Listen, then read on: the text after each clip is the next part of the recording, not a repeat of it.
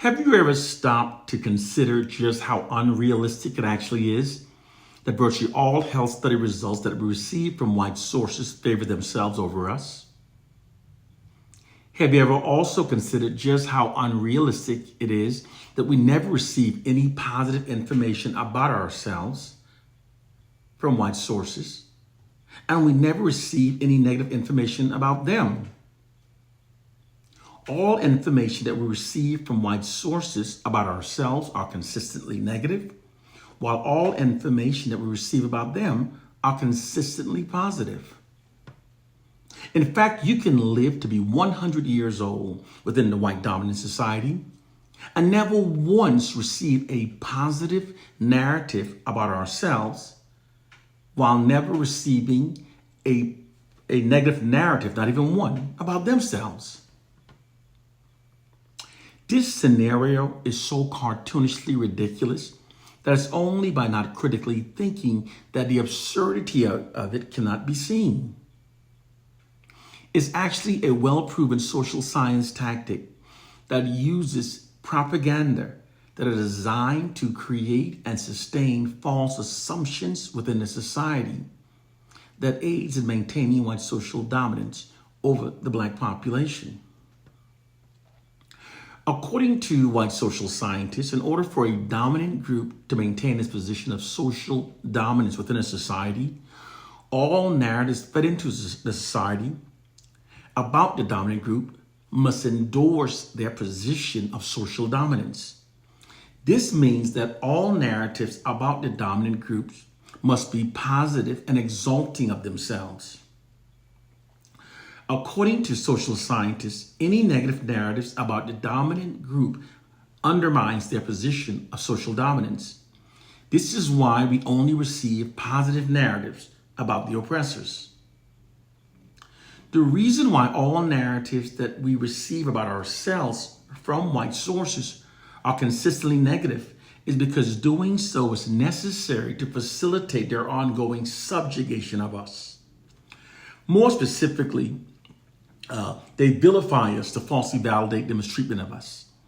They dehumanize us to make others insensitive to our plight. They marginalize us to create the perception that we are inherently lesser than them.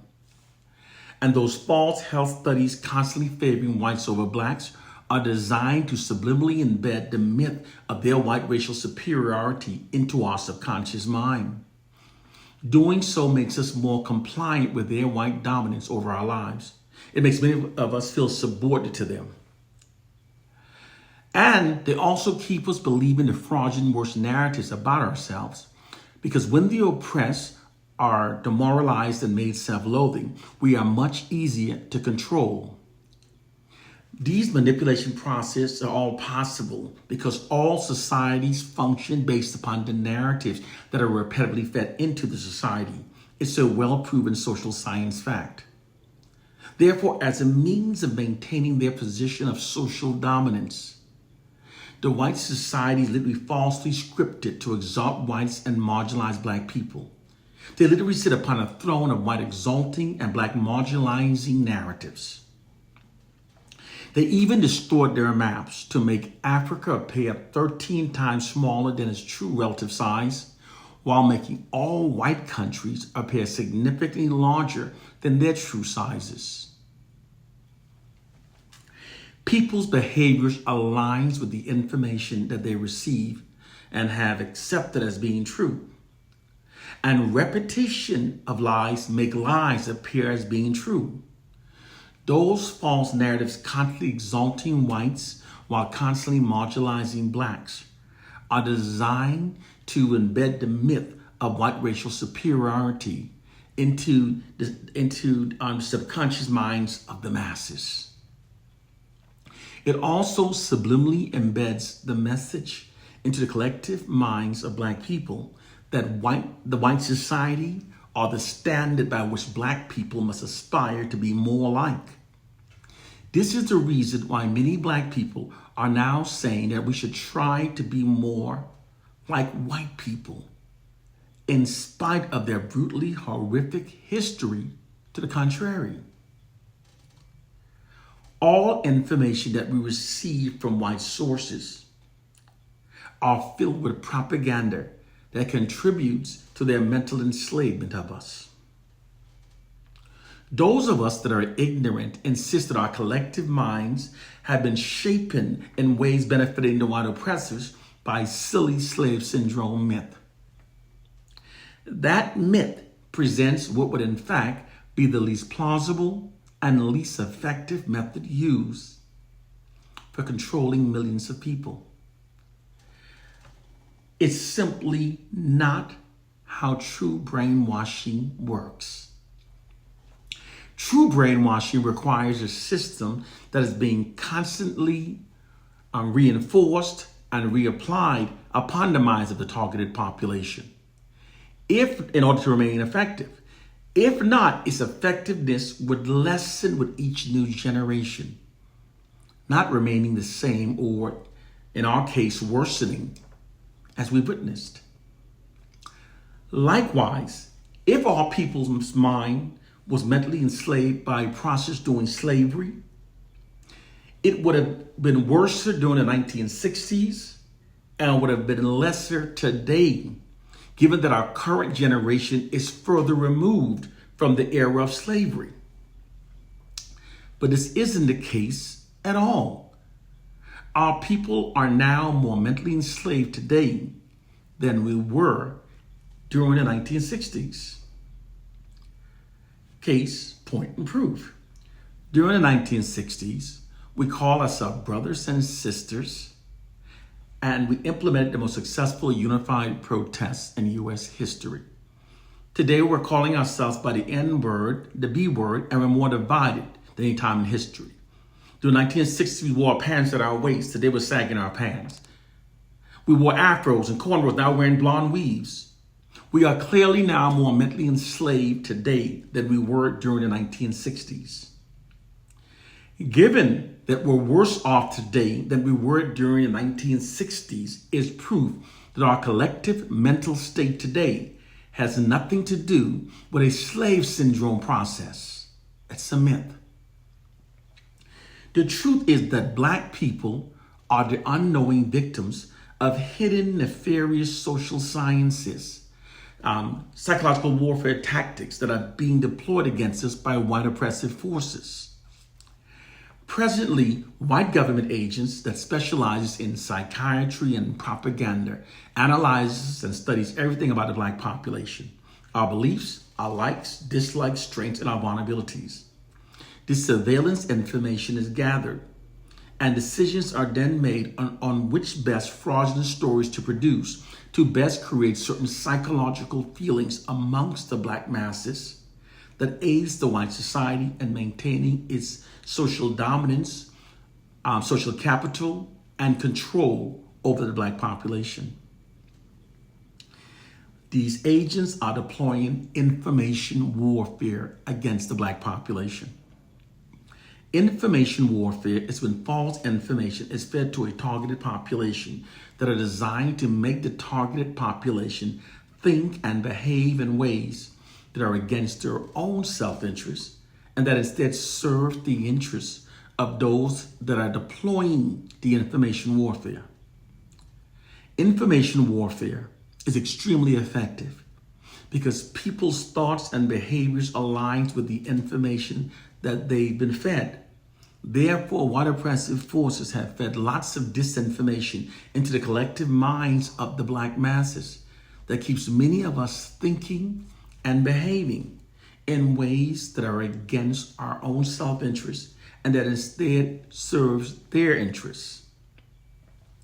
This is all possible because regardless of how intelligent people are, if it's possible to control the information that are fed into their minds, it's entirely possible to control what they'll believe and how they will behave.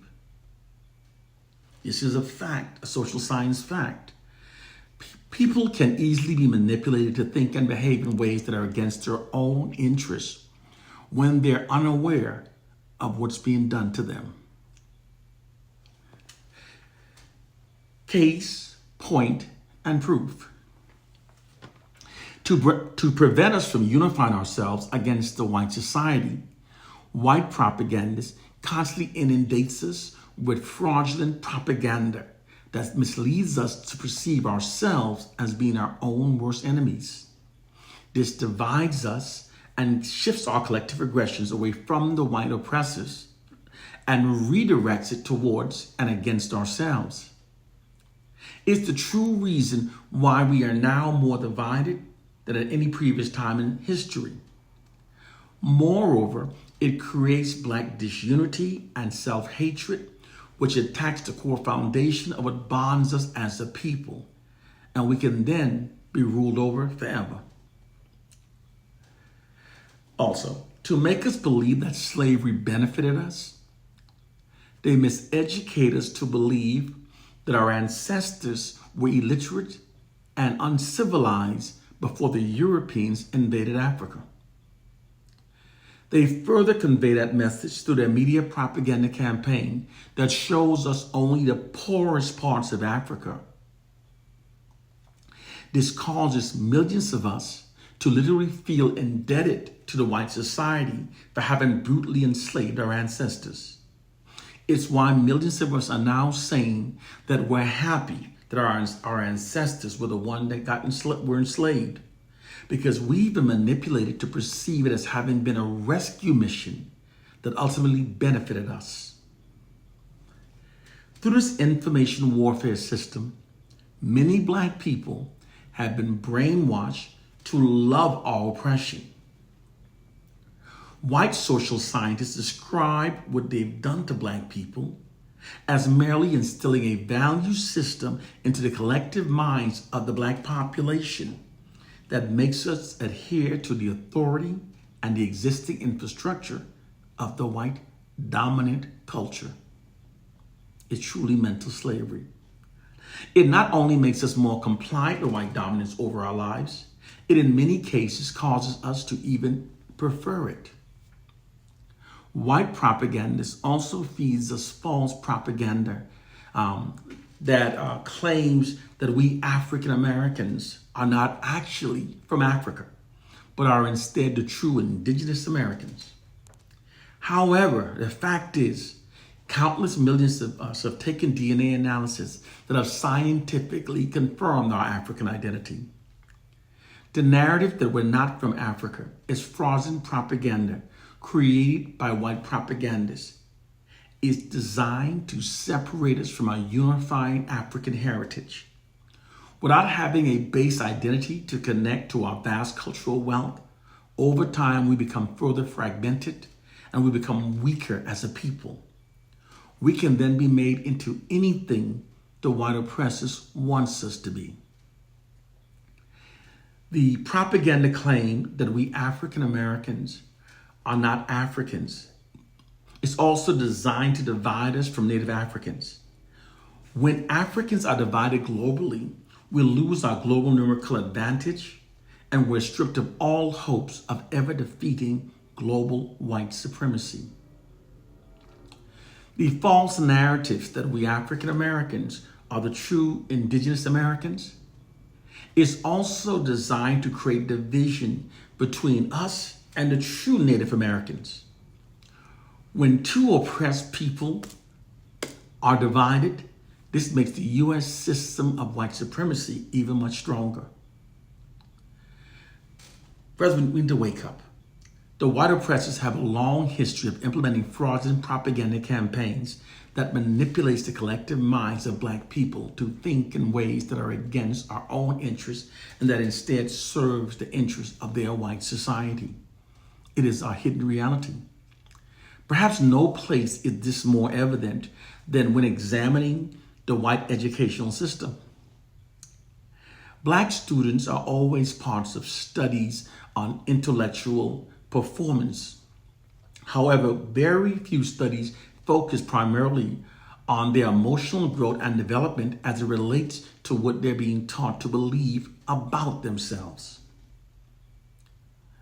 One of the most disheartening experiences is to visit public schools named for honored Black civil rights leaders and discover that routinely and consistently Black students from kindergarten to the 12th grade are being taught to admire almost exclusively the history, contributions, and achievements of whites only. Generations of Black students have been educated to respect the achievements and culture of whites above their own, being rendered totally ignorant of their past achievements. This is by design, and conversely, gravely needed information about Black history and culture needed to affirm the nurture of Black students, our self-esteem and our aspiration, is deliberately withheld from Black students throughout their entire educational development. During one's school years, the practice of self-love can be difficult for all students, but it's particularly more difficult for Black students who have no access to the kind of education that makes them feel good about themselves, thus inspiring them to develop their potential to the highest. Under such circumstances, Black students must not only deal with the common peer pressures and personality consolidations, but also deal with the negativity associated with being Black from a curriculum that excludes all Black contribution. Essentially, the esteem and educational aspirations of Black students are being systematically destroyed by a curriculum designed to inspire only white students. This failure to provide Black students with a racially affirming curriculum, as it so routinely does so for white students, is by deliberate design. This is all by deliberate design because in order for a ruling class to maintain its position of social dominance over a subordinate population, they must condition the oppressed from a very early age to accept their subordinate status within a society dominated by their oppressors. To meet this objective, the education given to the oppressed from the time that their minds are young and most impressionable must be the type that denies them a racially affirming curriculum.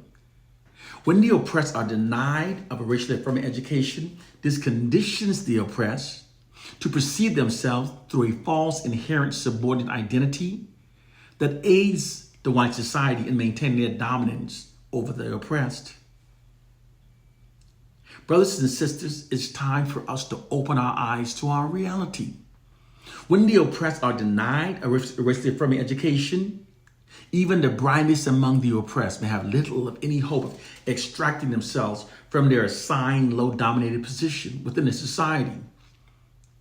This practice is essential for maintaining the current social dominance of the white ruling class, because equality cannot be obtained in a society where a segment of the population is denied of a racially affirming education. You see, those Black people who said that we're not being oppressed is because they're ignorant. They're ignorant of how we are now being oppressed, because the oppressive tactics deployed today are a lot more sophisticated. Brothers and sisters, it's time to wake up to our reality. We are in the real Black people's matrix. One love and peace.